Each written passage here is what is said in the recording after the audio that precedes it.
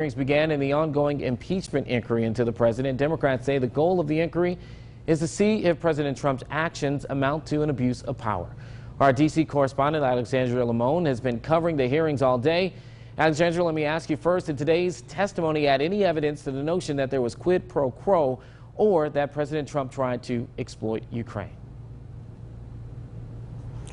Well, I would say that the newest piece of evidence that we got was from acting ambassador to Ukraine, William Taylor, and he told lawmakers about a new phone call that we hadn't heard about before that he says his staffer was present for between EU Ambassador Gordon Sondland and President Trump. And in that phone call, Taylor said Sondland told President Trump that the Ukrainians were ready to move forward with the investigations that President Trump had requested. These are investigations into Burisma, Joe Biden, Hunter Biden, and President Trump also wanted Ukraine to announce those investigations publicly. So that piece of information really puts President Trump at the center of conversations of alleged quid pro quo.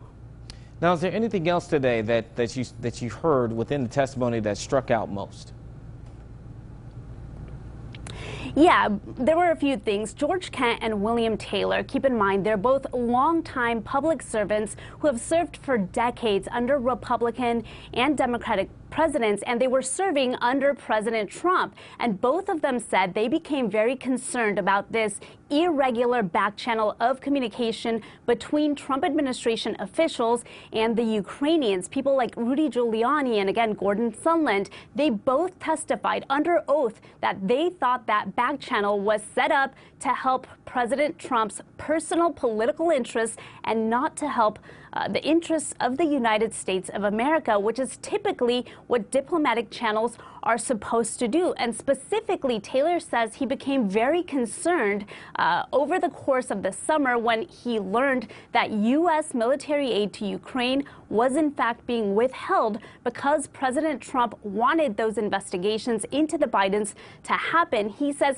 he thought it was both crazy and wrong because the Ukrainians are our allies. And so that was one piece of information. Now, perhaps the strongest defense that Republicans offered is that eventually the U.S. did release the aid and gave the aid to Ukraine. However, Democrats said that only happened because all of this became public and essentially the administration had no choice. My last question to you here, Alexandra. How important is that these hearings are now being played out publicly?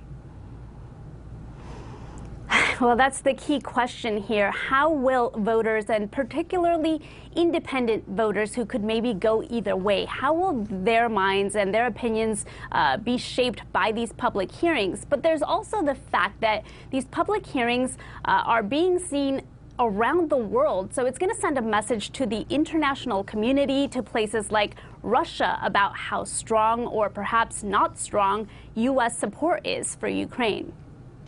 All right, as always, thank you so much, Alexandra Limon from our D.C. Bureau, breaking down a lot today, an historic day in our nation's capital. Thank you so much, Alexandra.